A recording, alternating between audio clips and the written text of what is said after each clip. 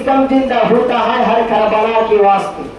অর্থাৎ ইসলাম আবার পুনরায় জিন্দা হয়েছে কারবালার জমিনের মধ্যে ইমাম হুসাইন রাদিয়াল্লাহু তাআলা আনহু এবং ওনার সঙ্গীরা মিলে যখন ইসলামের জন্য শাহাদাত বরণ করেছেন তখন এই ইসলামটা আবার পুনরায় এই পৃথিবীর মধ্যে জিন্দা হয়েছে। চিৎকার মেরে বলে আমরা সুবহানাল্লাহ।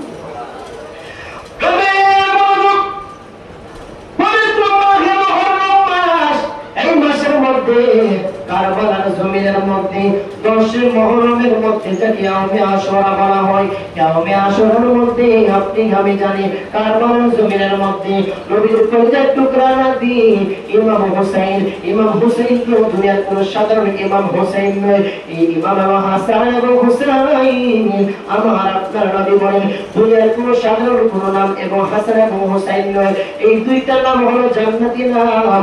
আমার আপনার নবী হাদিস শরীফের মধ্যে বলে দিলেন আল হাসান ওয়াল হুসাইন ইসমান মিন আহলিল জান্নাহ। ও আমার সাহাবায়ে কেরাম, ও আমার সাহাবীরা, এই দুইটা নাম দুনিয়ার কোন সাধারণ নাম নয়, এই দুইটা নাম হলো আমার আল্লাহ পাকের জান্নাতের দেওয়া নাম। জবান খুলে বলি আমরা আল্লাহু আকবার। হাসান এবং হুসাইন এই দুইটা নাম দুনিয়ার কোন সাধারণ নাম নয়, আমার আপনার নবী বলেন এই দুইটা নাম হলো জান্নাতি নাম। শুধু তাই নয়, আমার আপনার নবী বলেন সাহাবীরা, ও আমার প্রাণের সাহাবীরা, আমার কলিজার টুকরা নাতি হাসান এবং হুসাইন এই দুইটা সন্তানের নামগুলো রাখার আগে পৃথিবীর মধ্যে কোন মানুষের নাম হাসান এবং হুসাইন রাখে নাই। জবান খুলে বলি আমরা আল্লাহু আকবার। নবীর নাতি থেকে এই নামের শুরু, কিয়ামত পর্যন্ত এখন মানুষ যে হাসান এবং হুসাইন নাম রাখে, নবীর নাতিদের নাম না রাখলে এই নাম আগে কেউ রাখে নাই, কিংবা কিয়ামত পর্যন্ত এই নামগুলো মানুষের মেধার মধ্যে আসতো না যদি আল্লাহ দান না করতে। চিৎকার মেরে বলি সুবহানাল্লাহ। আমার আপনার নবীর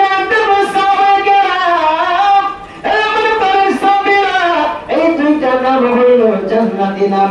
আমার নাতিরা দুনিয়ার মধ্যে আসার আগে এই দুইটা নাম কোন মানুষের নামকরণ করা হয় নাই, কোন মানুষদেরকে এই দুইটা নাম দেওয়া হয় নাই। শুধু তাই নয়, হাসান এবং হুসাইন কেমন সন্তান তোমরা জানলে যুবক, এই আমার পরে সরার যুবক মায়েরা, আমার আপনার নবী বলেন আল হাসান ওয়াল হুসাইন সাইয়্যিদা শাবাবি আহলিল জান্নাহ।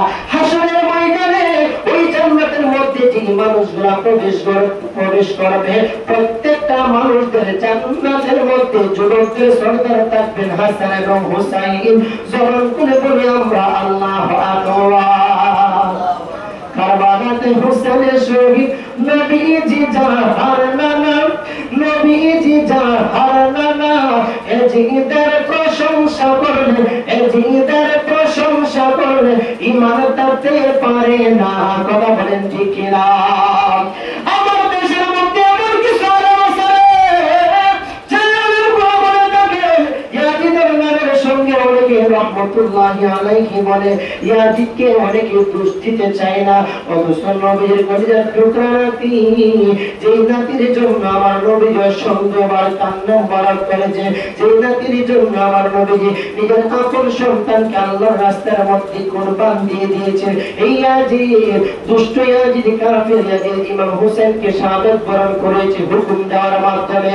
অথচ আমার দেশের মধ্যে এমন কিছু মুসলমান রয়েছে মাথার মধ্যে ডুবে, মাথার মধ্যে পাটি আছে, শরীরের মধ্যে জুব্বা আছে, তারপর মুসলমান হওয়ার পর ইয়াজিদের পক্ষে কিছু মুসলমান নামে নামধারী মুনাফিক কথা বলেন ঠিক না? এই জন্য কারবালাতে হুসাইনের শহীদ নবীজি জাহার নানা, নবীজি জাহার নানা, এ জিদের প্রশংসা করলে, এ জিদের প্রশংসা করলে ঈমান তাতে পারে না। কথা বলেন ঠিক না?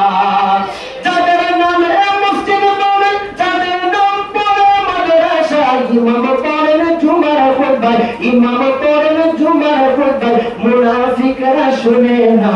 কারবালাতে হুসাইন শহীদ নবীজি জাহার নানা, নবীজি জাহার নানা, এ জিদের প্রশংসা করলে, এ জিদের প্রশংসা করলে ঈমান তাতে পারে না। কথা বলেন ঠিক না? আমার যুবক ভাইরা, এবার মুখ বাজিরা গো, কারবালার ইতিহাসটা আমাদের জানার দরকার আছে। এবার যখন আমার আপনার নবীজি দুনিয়া থেকে যখন পর্দা করে নিলেন, নাই ইমাম হুসাইনের নানা জান দুনিয়ার মধ্যে নাই ইমাম হুসাইনের বাবা মাওলানা আলী রাদিয়াল্লাহু তাআলা দুনিয়ার মধ্যে নাই, মা ফাতেমা রাদিয়াল্লাহু তাআলা দুনিয়ার মধ্যে নাই, আপন ভাই বড় ভাই হাসান দুনিয়ার মধ্যে নাই। একাকার হয়ে গেলেন ইমাম হুসাইন রাদিয়াল্লাহু তাআলা। ইয়াজিদ বাহিনী সৈন্যদের মাধ্যমে খবর পাঠাইল ইমাম হুসাইনের দরবারে, ইমাম হুসাইন আপনি অতি তাড়াতাড়ি ইয়াজিদের হাতে হাত রেখে বায়াতে রাসূল গ্রহণ করেন, বায়াত গ্রহণ করেন। ইমাম হুসাইন ডাকতে আল্লাহর বান্দারা, আমার নানাজান দুনিয়ার মধ্যে আমাকে এমন একটা শিক্ষা দান করেছে, আমি কখনোই বেঈমানদের হাতে বেঈমানদের সামনে মাথা নত করব না। এই মাথা নত করা আমার নানাজান আমাকে শিক্ষা দেয় নাই।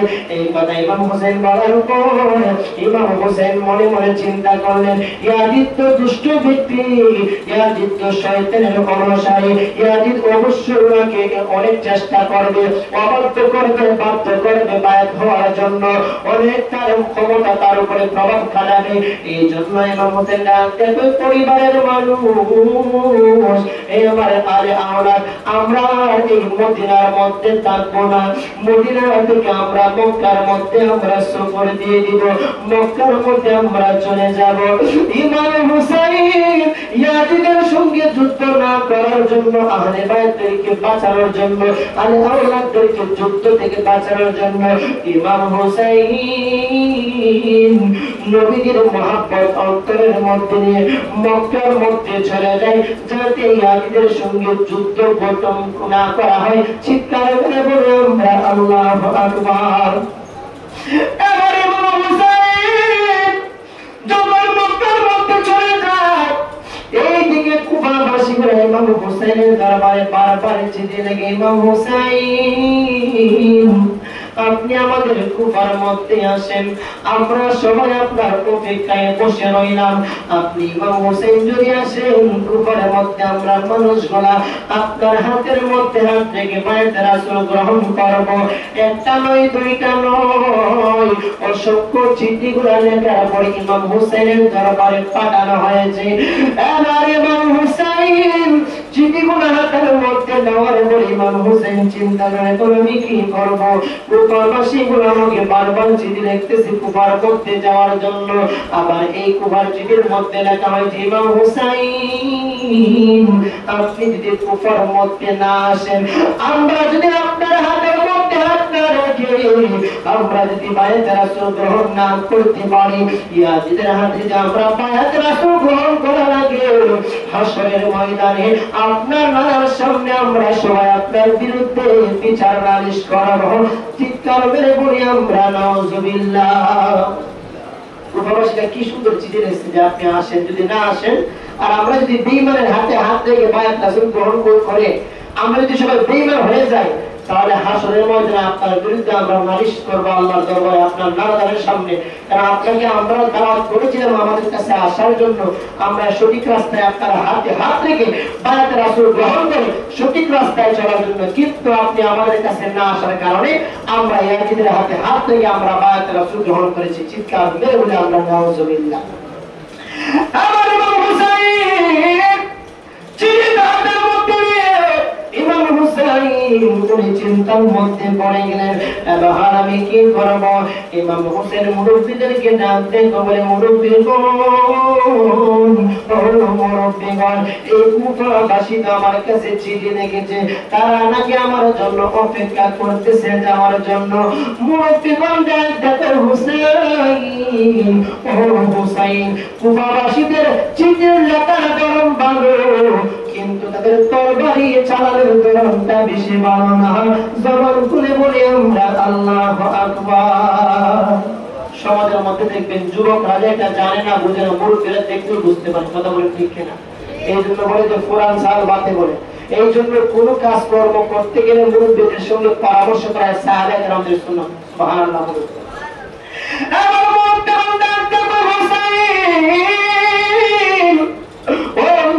কলিজার টুকরা নাতি হুসাইন, এই কুবাবাসীদের লেখার ধরন ভালো, কিন্তু তরবারি চালানোর ধরনটা তাদের ভালো না। তাদের জবানের কথা অন্তরের কথা এক নয়, মুখের মধ্যে এক কথা, অন্তরের মধ্যে আরেক কথা, মুনাফিকের অন্তর্ভুক্ত।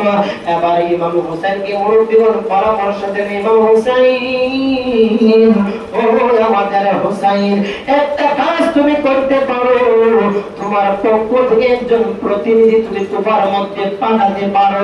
এই প্রতিনিধি যখন কুফার মধ্যে যাবে, কুফার অবস্থা যদি ভালো হয়, এই প্রতিনিধি যদি তোমাকে জানায় হুসাইন, কুফার মধ্যে মানুষগুলো আপনার জন্য সত্যি বসে রয়েছে, তারা আপনার পাগল, তাহলে আপনি হুসাইন প্রতিনিধির মাধ্যমে এই কুফার মধ্যে আপনি আগমন করবেন।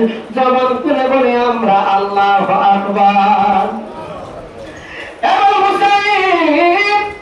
সঙ্গে সঙ্গে ওনার পক্ষ থেকে প্রতিনিধি একজন নিয়োগ করলেন, যার নাম হলো ইমাম মুসলিম বিন আকিল।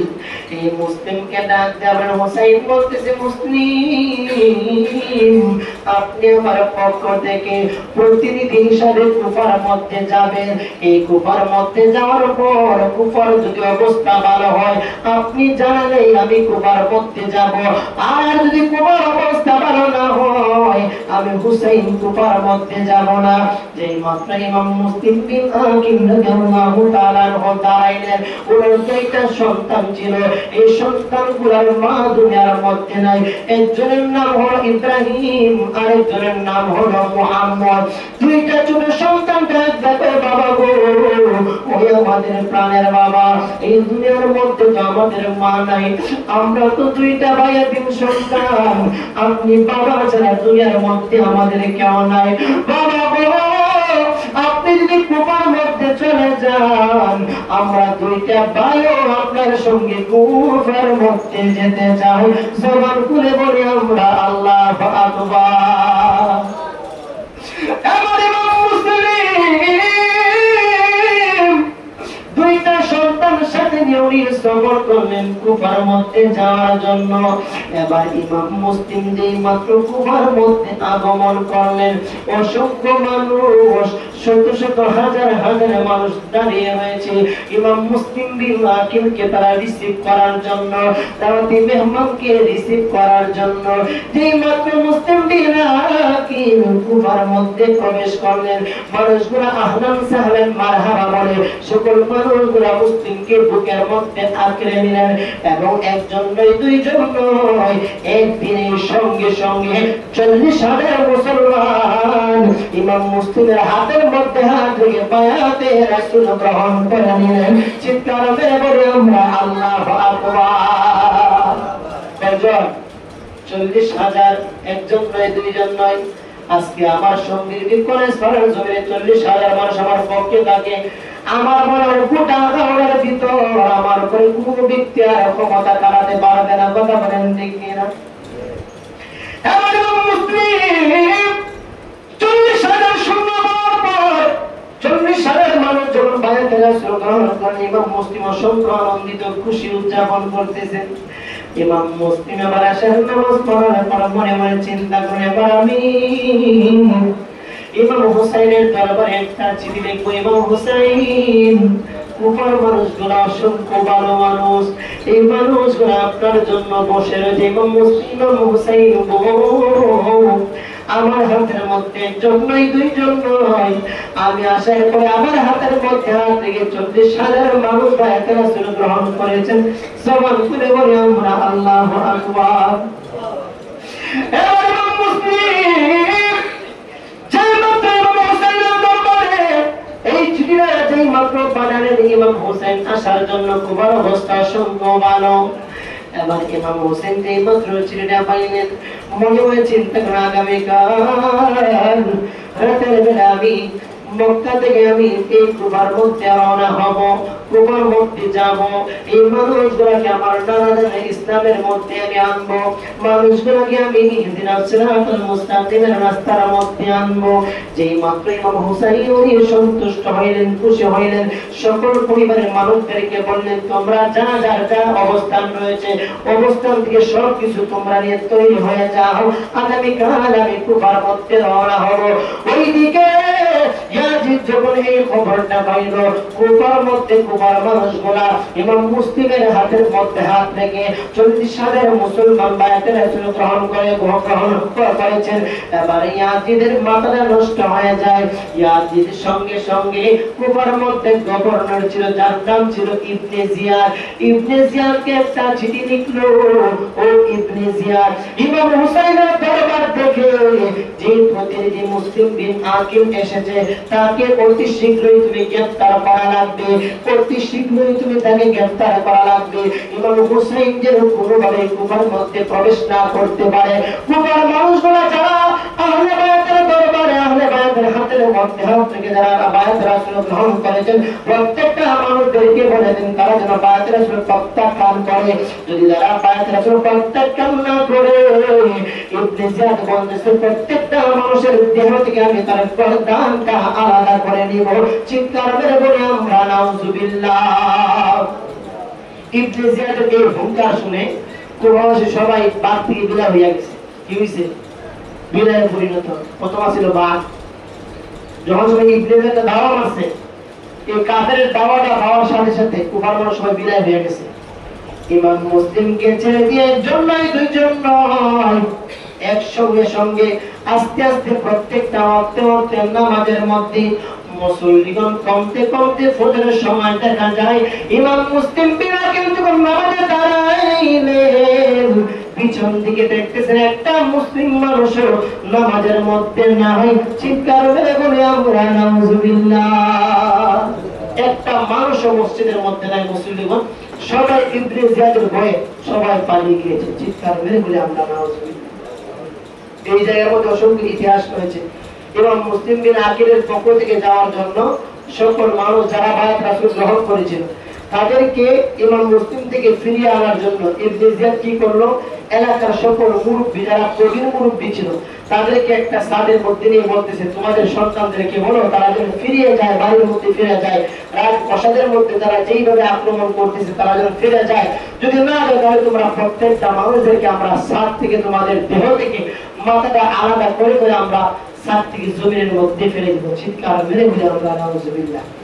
কুফাবাসী এই অবস্থা দেখার পরে সঙ্গে সঙ্গে তারা ইমাম মুসলিমকে ছেড়ে দিয়ে সবাই ইবনে জিয়াদ এবং ইয়াজিদের পক্ষে চলে যায়। চিৎকার মেরে বলে আমরা নাউজুবিল্লাহ। এবার ইমাম মুসলিম বিন আকিল অন্তরের মধ্যে ওনার একটা ভয় সৃষ্টি হয়ে যায়। উনি মনে মনে চিন্তা করেন, হায় হায়, আমাকে যদি তারা মেরে ফেলে আমার কোনো কষ্ট নাই, আমাকে যদি তারা শাহাদাত বরণ করিয়ে ফেলে আমার কোনো কষ্ট নাই, কিন্তু আমি তো ইমাম হুসাইনের দরবারে চিঠি লিখেছি, ইমাম হুসাইন এই কুফাবাসীর অবস্থাটা বলো, আপনি কুফার মধ্যে আসেন। না জানি যদি ইমাম হুসাইন আমার এই চিঠিটা পাওয়ার পর ইমাম হুসাইন যদি কুফার মধ্যে আসে, এই কুফাবাসী ইমাম হুসাইনকে শাহাদাত বরণ করিয়ে ফেলবেন। এবার ইমাম মুসলিম বিন আকিল নিজের প্রতি নিজে একটা ধিক্কার দিতেছেন, কষ্ট অনুভব করতেছেন। ইমাম মুসলিম নিজের প্রতি নিজে ধিক্কার দিতেছেন, হায় হায়, আজকে আমার জন্য হয়তো ইমাম হুসাইন শাহাদাত বরণ করবেন, হয়তো ইমাম হুসাইনের আরে আওলাদ শাহাদাত বরণ করবেন। ইমাম মুসলিম সঙ্গে সঙ্গে চিন্তা করলেন, এই মুহূর্তে আর আমি এই কুফার মধ্যে থাকবো না, আমি এই কুফা থেকে অতি শীঘ্রই আমি মক্কার মধ্যে আবার চলে যাব। ইমাম হুসাইনের দরবারে গিয়ে আমি বলে দিব, ও ইমাম হুসাইন, আপনি এই কুফার মধ্যে যাবেন না। কুফার মানুষের অন্তর ভালো না, তাদের জবানে হলো এক কথা, অন্তরের মধ্যে হলো আরেক কথা। এবার ইমাম মুসলিম বিন আকিল যেই মাত্র এই চিন্তা করলেন, রাতের বেলা যখন ঘর থেকে বের হবেন ওই দিকে ইয়াজিদ কি করলো, সে ঘোষণা করে যে ইমাম মুসলিম বিন আকিলকে যারা আমার কাছে ধরে দিতে পারবে, আমার দরবার যারা এনে দিতে দিতে পারবে তাদেরকে পুরস্কৃত করা হবে। এবার ইবনে জিয়াদ সঙ্গে সঙ্গে দুইটা সৈন্যকে ইমাম মুসলিম বিন আকিল যেই ঘরের মধ্যে প্রবেশ করেছিলেন, ইমাম মুসলিম বিন আকিলের ঘরের দরজার মধ্যে দুই দিকে দুইটা বেয়াদব হাতের মধ্যে অস্ত্র নিলেন, তরবারি নিয়ে দাঁড়ায় রইলেন। ইমাম মুসলিম যখন ঘর থেকে বের হবে ইমাম মুসলিমকে আক্রমণ করার জন্য, যেই মাত্র ইমাম মুসলিম বিন আকিল যেই মাত্র ঘর থেকে বের হলেন, সঙ্গে সঙ্গে দুইটা বেয়াদব ইমাম মুসলিম বিন আকিলের গলার মধ্যে এইভাবে তরবারিটা ধরে ফেলল। এবার ইমাম মুসলিম ডাক দেখো, শুনরা তোমরা তো গতকাল আমার সঙ্গে জামাতে নামাজ আদায় করেছো, তোমরা তো গতকাল আমি মুসলিমের হাতে হাত রেখে বানাতে রাসূল গ্রহণ করেছো, তাহলে আজকে কেন এই রাতের বেলা কেন তোমরা আমার গলার মধ্যে তরবারি ধরলা? এই সৈন্যগুলা ডাক থেকে, মুসলিম আমাদেরকে হুকুম করা হয়েছে, ইয়াজিদের পক্ষ থেকে ইবনে জিয়াদ আমাদেরকে হুকুম করেছেন, আপনাকে যদি আমরা ধরে দিতে পারি না মুসলিম, আমাদেরকে দরবারের মধ্যে সিংহাসনের মধ্যে আমাদেরকে পুরস্কৃত করা হবে। পুরস্কারের লোভে অসংখ্য কুফারবাসী বলে বেঈমান হয়ে গিয়েছে। মুসলিম বিরুদ্ধে চোখের পানি মুছে হাওয়া করে কান্না করে ডাকতে কয়ো, ইবনে জিয়াদের সৈন্যরা আমাকে যদি তোমরা শাহাদাত বরণ করিয়ে ফেলো আমার জন্য মনের মধ্যে কোনো কষ্ট নাই, কিন্তু তোমরা আমাকে একটু সুযোগ দাও, আমি ইমাম হুসাইনের দরবারে হুসাইনকে গিয়ে বলবো কুফাবাসীর মধ্যে না আসার জন্য। ইমাম হুসাইনকে এই কথা বলার পরে সঙ্গে সঙ্গে আমি তোমাদের কাছে ফিরে আসবো। বেয়াদবরা ডাক থেকে, মুসলিম তরবারির তলের মধ্যে তুমি আসো, গলার মধ্যে তোমার তরবারি। মানুষ যখন মৃত্যুর শয্যার মধ্যে পড়ে যায় এই মানুষগুলো অসংখ্য মিথ্যা কথা বলে। মুসলিম তুমি বলেছো ইমাম হুসাইনের দরবারে যাওয়ার জন্য, আবার তুমি ফিরে আসবে, আমাদের মনে হয় তোমাকে আমরা যদি ছেড়ে দিই কখনো তো মনে তুমি ফিরে আসবে না। ইমাম মুসলিম ডাকতে পারো, সৈন্যরা তোমরা জেনে রাখো এই ইমাম হুসাইনের আওয়াজ রয়েছে, নবীর বংশধর যারা রয়েছে তারা জীবন দিতে পারে, কিন্তু তাদের জবানের কথা কখনো তারা নড়চড় করতে পারে না। চিৎকার করে বলি আমরা আল্লাহু আকবার। জীবন দিয়ে দেবে নবীর আওলাদগণ, কিন্তু ওনারা কখনো তাদের জবানকে তারা নড়চড় করবে না, মুনাফিকের অন্তর্ভুক্ত তারা হবে না। চিৎকার করে বলি আমরা আল্লাহু আকবার। ইমাম মুসলিম যে মাত্র এই কথা বললেন, বেয়াদবরা বলে না তোমাকে এই সুযোগ দেওয়া হবে না, তুমি গেলেই আর ফিরে আসবে না। সঙ্গে সঙ্গে ইমাম মুসলিম রাদিয়াল্লাহু তাআলা আনহুর সঙ্গে যখন যুদ্ধের মধ্যে যুদ্ধ সংগঠন হয়ে যায়, ইমাম মুসলিম বিন আকিল কাফেরদের সঙ্গে যুদ্ধ করতে করতে এক পর্যায়ে ইমাম মুসলিম বিন আকিল রাদিয়াল্লাহু তাআলা আনহু শাহাদাত হয়ে যান। এবার ওইদিকে ইমাম মুসলিম বিন আকিলের দুইটা সন্তান ছিল, একজনের নাম ছিল ইব্রাহিম, আরেকজনের নাম হলো ইব্রাহিম, আরেকজনের নাম হলো মুহাম্মদ। দুইটা সন্তান একটা ঘরের মধ্যে শুয়ে রয়েছে রাতের বেলা। মনে মনে চিন্তা করে শুরু ভাই ডাকতে কই, ভাই ও আমার বড় ভাই, আমার বাবা কেন মুসলিমে কোনো ফিরে আসে না?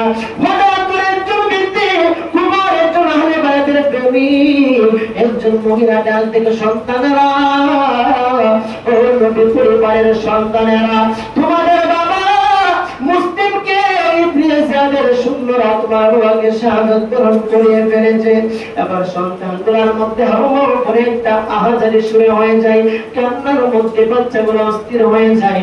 বাচ্চাদের মধ্যে বড় ভাই ডাক দেখো, আল্লাহর বান্দি আহলে বায়াতের প্রেমিক, আপনার কাছে আমরা কিছু চাই না, এই কুফার মধ্যে আমরা থাকতে চাই না, আপনি আমাদেরকে একটু মদিনার রাস্তাটা দেখিয়ে দেন। আমরা দুইটা ভাই সকালবেলা হওয়ার আগে রাতের বেলা আমরা মক্কা, এই কুফা থেকে আমরা মক্কার মধ্যে চলে যাব। চিৎকার করে বলি আমরা আল্লাহু আকবার।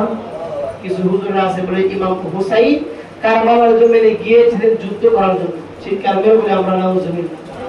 কোন মানুষ যদি যুদ্ধের মধ্যে যায়, কখনো 2 বছরের বাচ্চা শিশু বাচ্চাদেরকে নিয়ে যুদ্ধতে যাবে না। যুদ্ধতে কি শুরু বাচ্চারা যায়? যুদ্ধতে যাবে যারা সেনাপতি, বাহাদুর, কুস্তিকে দেওয়া শরীরে শক্তি আছে সাবালক মানুষ তারা যুদ্ধ করার জন্য, কথা বলি ঠিক কিনা? কিন্তু কিছু আমাদের মধ্যে হুজুররা আছে তারা ঘোষণা করে মানুষদেরকে বোঝায় যে ইমাম হুসাইন যুদ্ধ করার জন্য কারবালাতে গিয়েছিল, যুদ্ধের মাধ্যমে ইমাম হুসাইনের পরিবারকে শাহাদাত বরণ করানো হয়েছে। চিৎকার মেরে বলে আমরা নাউজুবিল্লাহ। এবার ইমাম মুসলিম বিন আকিলের দুইটা সন্তান কান্নার মধ্যে যখন বেহুশ হয়ে যায়, ওই মহিলাটা বলে ঠিক আছে আমি তোমাদেরকে রাতের বেলা তোমাদেরকে আমি মদিনার একটা কাফেরের মধ্যে দিয়ে দিব, তোমরা যাতে কুমার থেকে চলে যেতে পারো। এবার সন্তানদেরকে যখন মরুভূমির দিকে হাঁটতে হাঁটতে একদম নিয়ে যাইতেছে কাফেলার জন্য, কিছুক্ষণ আগে এই কাফেলাটা কুফা থেকে দূরে সরে যায়, নদীর অনেক দূরে চলে যাওয়ার কারণে, মরুভূমির অনেক দূরে চলে যাওয়ার কারণে এই দুইটা বাচ্চা কাফেলাকে তারা পায় নাই। এবার মরুভূমির মধ্যে দুইটা সন্তান কবুতরের জোড়ার মতো দুইটা ভাই রাস্তার মধ্যে মরুভূমির মধ্যে হাঁটতেছে, হাঁটতে হাঁটতে সকাল হয়ে যায়। এই দুইটা সন্তান উনি হঠাৎ করে একটা পানির কূপের পাশে চলে গেলেন। কূপের মধ্যে দেখতেছেন একটা মহিলা, এই মহিলার অন্তরের মধ্যে ছিল আহলে বায়াতের মুহাব্বত, হুসাইন রাদিয়াল্লাহু তাআলা আনহুর মুহাব্বত। এরপর তো সমাজের মধ্যে অনেকটা সুযোগ সুবিধা হয়ে যায়, তথ্য প্রযুক্তির জামানা, পানির জন্য আমরা কূপের মধ্যে যাওয়ার প্রয়োজন হয় না। কিন্তু আগের জামানায়, আমার নবীর জামানায় মানুষদের সমাজের মধ্যে কোনো কল ছিল না, কোনো প্রকার কোনো সাপ্লাই ছিল না। প্রত্যেকটা মানুষ তারা পানিগুলা পান করে, তো পানিগুলা তারা খরচ করত কূপ থেকে পানিগুলা উৎপাদন করে। কথা বলেন ঠিক কিনা? সকালবেলা একজন মুসলমান মহিলা, আহলে বায়াতের প্রেমিক মহিলা, উনি কূপের থেকে পানি নেওয়ার জন্য বালতি যখন উনি উপর থেকে কূপের মধ্যে ফেললেন, বালতি যখন পানি টানার জন্য চেষ্টা করতেছেন, হঠাৎ করে মহিলা যখন পানির মধ্যে তাকালেন, কূপের মধ্যে দেখতেছেন পানির উপরের মধ্যে দুইটা নূরের চেহারা বেশি রয়েছে। একটা সন্তান হলো ইমাম মুসলিমের, একটা সন্তান বড় সন্তান, আরেকটা হলো ছোট সন্তান ইব্রাহিম এবং মুহাম্মদ। দুইটা সন্তানের চাঁদের মতো চেহারা দেখা যায়। যেই মাত্র মহিলাটা চারটা ঘোড়ার উপর মাথাটা যেই মাত্র ঘোরালেন, দেখতেছেন দুইটা সন্তান কবুতরের জোড়ার মতো হাউ হাউ করে কান্নাকাটি করতেছে, শরীর যেন কেমন ভাবে কাঁপাকাঁপি করতেছে। এই মহিলাটা দেখো, সন্তানেরা, এই ছোট বাচ্চারা, তোমাদের বাড়ি কোথায়, তোমাদের নাম কি? এই মরুভূমির মধ্যে কূপের পাশে তোমরা কেন দাঁড়িয়ে রয়েছো? তোমরা কেন কান্নাকাটি করতেছো? এরা মুসলিমদের আগে সন্তান বলে দেবে, আল্লাহর বান্দি, আমাদের বাড়ি কোনো কুফার জমিনের মধ্যে নয়, আমাদের কুফার মধ্যে কোনো আত্মীয় স্বজন নয়, আমাদের বাড়ি হইল, আমরা হইলাম তাদের বংশধর, রাহমাতাল লিল আলামিন নবীর বংশধর আমরা। এই কথা বলার পরে মহিলা মনে মনে চিন্তা করে, আমি তো সারা জীবন কান্নাকাটি করলাম নবী বংশের খেদমত করার জন্য, সেবা করার জন্য, আর বায়াতকে ভালোবাসতাম জীবনে একবার দেখার জন্য। আল্লাহ হয়তো আমার দোয়াটা কবুল করেছে, এই জন্য এই নবী প্রেমিক, এই নবী বংশের দুইটা সন্তানকে আমি পেলাম। এই মহিলাকে করলেন সঙ্গে সঙ্গে কূপ থেকে পানিগুলা উঠানোর পরে এই পানি থেকে কিছু পানিগুলা সন্তানদেরকে বক্ষণ করালেন। এবার এই মহিলা সঙ্গে সঙ্গে যখন এই বাচ্চাদেরকে উনি খেদমত করলেন, বাচ্চারা কান্নাকাটি দেখার পর এই মহিলা অত্যন্ত মায়া লেগে গেল। ডাক দিয়ে বলতেছে, ইমাম মুসলিমের সন্তান, যেহেতু এখন দিনের বেলা, কাফেলা যেহেতু চলে গিয়েছে, চলো আমার বাসার মধ্যে, রাত যখন গভীর হয়ে যাবে, আমি এই মহিলা বলে দিলাম, আমি তোমাদেরকে রাত্রের বেলা এই মদিনার কাফেলার মধ্যে দিয়ে দিব, জবান খুলে বলে আমরা আল্লাহু আকবার। দিনের বেলা তার যাওয়া যাবে না, দিনের বেলা গেলে ইবলিস জিয়াদের সন্তানরা দেখলে আমার সাথে সাথে ধরে ইয়াজিদের দরবারে নিয়ে যাবে, তখন এই সন্তানদেরকে আবার জবাই করে ফেলবে। সংক্ষিপ্ত আকারে বলে, যেহেতু সময় শেষ, এবার এই দুইটা সন্তানকে মহিলার ঘরের মধ্যে গেলেন। এইদিকে আবার এই মহিলার স্বামী, তার স্বামীর নাম হলো হারেস, এই হারেস আবার ইবনে জিয়াদ অর্থাৎ ইয়াজিদের সঙ্গ। এইদিকে ইয়াজিদ ঘোষণা করে দিল, যারা মুসলিম বিন আকিল তো শেষ হয়ে গেলেন, মুসলিম বিন আকিলকে শাহাদাত বরণ করানোর পরে দুইটা সন্তান রয়েছে। আবার এই আজিদটা দেখো শুনলো না, যারা তোমরা তোমাদের মধ্য থেকে যে এই দুইটা সন্তানকে ফেলে দিতে পারবে তাকে আমি 100 দিরহাম পুরস্কার দিব, 100 দিরহাম পুরস্কার দিব। কে তোমরা আছো, তোমাদের মধ্যে কে আছো, তুমি দাঁড়িয়ে যাও, তোমাকে আমি 100 দিরহাম পুরস্কার দিব এই সন্তানদেরকে ধরে দিতে পারলে। সকল বেয়াদবের মধ্যে থেকে একটা বেয়াদব দাঁড়িয়ে যায়, এই বেয়াদবের নাম হলো হারেস। এবার হারেস সারাটা দিন মাথার মধ্যে চিন্তা নিয়ে ঘুরতেছে, দুইটা সন্তানকে ধরে দিতে পারলে 100 দিরহাম পুরস্কার পেয়ে যাবে। এবার যখন হারেস রাত্র যখন গভীর হয়ে যায়, এই কুবার মধ্যে ঘুরতে ঘুরতে মরুভূমির মধ্যে কোথাও এই দুইটা সন্তানকে খুঁজে পাচ্ছে না। এবার যখন বাড়ির মধ্যে রাত্র যখন গভীর হয়ে যায়, বাড়ির মধ্যে যাওয়ার পরে যখন তার স্ত্রীকে নিয়ে যখন রাত্রবেলা শুয়ে ফেলল, এবার এই দুইটা সন্তানের মধ্য থেকে ছোট ভাইটা হঠাৎ স্বপ্নের মধ্যে দেখতেছে তার বাবা যেন গলা কাটা অবস্থায় জমিনের মধ্যে লুটে পড়তেছে। ছোট সন্তান যখন স্বপ্নেরা দেখে বলে বাবা, দেখবেন আমাদের সমাজের মধ্যে এমন কিছু মা বোনেরা রয়েছেন, এমন কিছু ভাই বোনেরা রয়েছেন, কিছু কিছু স্বপ্ন দেখার পর অসংখ্য মানুষ স্বপ্ন থেকে চিৎকার মেরে লাফে উঠে ফেলেন। কথা বলেন ঠিক না? ছোট সন্তান যখন স্বপ্নটা দেখার পর দেখতেছে নিজের বাবার গলাটা আলাদা হয়ে গেছে, রক্তগুলো জমিনের মধ্যে প্রবাহিত হয়ে চলাচল করতেছে। ছোট সন্তান যেই মাত্র চিৎকার মারলো, অপর পাশ থেকে ঘরের আলাদা রুম থেকে হারিস এই চিৎকারের শব্দটা শুনতে পায়। হারিস যেই মাত্র শব্দটা শুনতে পেল, তার স্ত্রীকে ডাকতে বলে, স্ত্রী ও আমার প্রাণের বিবি, এই বাচ্চার আওয়াজটা কোথা থেকে আসলো? স্ত্রী তো সে অবশ্যই জানে তার স্বামীটা ভালো মানুষ নয়, স্বামীটা খুবই খারাপ লোক, ইয়াজিদের অনুসারী। এবার এই স্ত্রী বিবিরা দেখো, স্বামী গো, ও প্রাণের স্বামী, আমার মনে হয় আমাদের ঘরের মধ্যে কোনো শব্দ করে নাই, মনে হয় ঘরের বাহির থেকে শব্দ করেছে। এবার সঙ্গে সঙ্গে বিছানা থেকে উঠে যায়, কারণ একটা বিষয় জেনে রাখবেন, তাকে লোভের সময় পেয়ে যায়, লোভে মানুষকে একদম পাপের মধ্যে মৃত্যু পর্যন্ত নিয়ে যায়। কথা বলেন ঠিক না? হারিস যখন ঘর থেকে বের হয়ে যায়, দুইটা সন্তানের চিৎকার শোনার পর এবার ঘরের চতুর্দিকে যখন হাঁটাহাঁটি করলো, কোন বাচ্চার কোন সন্ধান পাওয়া যায় না, কোন মানুষের চেহারা দেখা যায় না। এবার আবার ঘরের মধ্যে আসার পর ঘরের মধ্যে আর প্রত্যেকটা জায়গার মধ্যে স্থানের মধ্যে তালাশ করে কোন বাচ্চা দেখা যায় কিনা, কারণ তাকে তো লোভে গ্রাস করে ফেলেছে। এবার যখন ঘরের একটা কর্নারের মধ্যে চলে যায়, কারবালার ইতিহাসের মধ্যে পাওয়া যায়, যে মাত্র কর্নারের মধ্যে গেলে বাবা দেখতেছে দুটো সন্তান কবর জোড়ার মতো হাউমা করে কান্না করতেছে। জবান খুলে বলে আমরা আল্লাহু আকবার। সঙ্গে সঙ্গে দুইটা সন্তানের মাথার চুলের মধ্যে এইভাবে মুষ্টি ধরছে। মুষ্টি ভাবে ধরার পর সন্তানদেরকে মাটির মধ্যে একদম হেসরাইতে হেসরাইতে ঘর থেকে বের করেছে।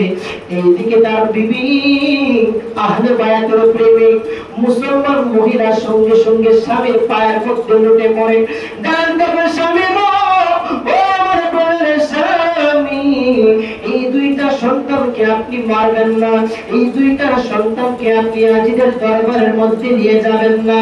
আর বিবি রে, এই দুইটা সন্তানকে আমি তুলে দিতে পারলে কিংবা তাদের মাথাটা আমি দরবারের মধ্যে দিতে পারলে আমাকে অসংখ্য দিরহাম পুরস্কার দেওয়া হবে, এই পুরস্কার থেকে আমি বঞ্চিত হইতে চাই না। চিৎকার মেরে বলি আমরা নাউযুবিল্লাহ। তারপরও সে মানুষ পারবো, কিন্তু এই পুরস্কার থেকে বঞ্চিত হবে না। লোক কাকে বলে? এই জন্য তো আমাদের সমাজের মধ্যে জায়গার কারণে আপনার ভাই বাইরে কুবাই হবে। বাবা সন্তানদেরকে এমন থাকে, বাবা পর্যন্ত বর্তমান প্রেক্ষাপটে এমন আসছে আখেরি জামানা, বাবা পর্যন্ত সন্তানদের জবাই করে দেবে। বাতিজা চাচাকে জবাই করে, চাচা বাতিজাকে জবাই করে, সম্পদের লোভে। কথা বলেন ঠিক কিনা? 20 টাকার সম্পদ লোভ সামলাতে পারে না। মনে হয় আমার তো আর ভাই নাই, ভাইটা মারা গেছে, একটা বাতিজা দুনিয়ার মধ্যে আছে, তিন বাতিজা। এই বাতিজারে মনে হয় যে আমি তার মেরে ফেলি বা সে যদি বলে যায় তাহলে তার বাবার 20 টাকার সম্পদ আছে, এই 20 টাকার সম্পদ হিসাবে আমিও ভাইব। ভাগিদার হিসেবে আমি যেহেতু বড় ভাই, আমার কোনো ভাতিজা নাই, তাহলে এই সম্পদটা আমি পাবো। তখন কি করে, হয়তো মানুষ দিয়ে বা নিজে একটা ঝগড়া ফাসাদ লাগিয়ে নিজের ভাতিজারা হয়তো মাথার মধ্যে বাড়ি দিয়ে দাঁড়িয়ে কুবিয়ে অসংখ্য মানুষরা তাদেরকে মেরে ফেলে। কথা বলে ঠিক না? এই জন্য বলে লোভে পাপ, পাপে মৃত্যু। হারে যখন এই কথা বললো, সঙ্গে সঙ্গে দুইটা সন্তানের জন্য তার স্ত্রী তার পায়ের মধ্যে জড়ে বললো, স্বামী আপনি এই দুইটা সন্তানকে ছেড়ে দেন, আমার বাবার মধ্যে যত সম্পদ আছে সকল সম্পদ আপনাকে দিয়ে দিব, তবু এই সন্তানদেরকে আপনি মারবেন না, সন্তানদেরকে আপনি ছেড়ে দিন। চিৎকার মেরে বলে আমরা আল্লাহু আকবার।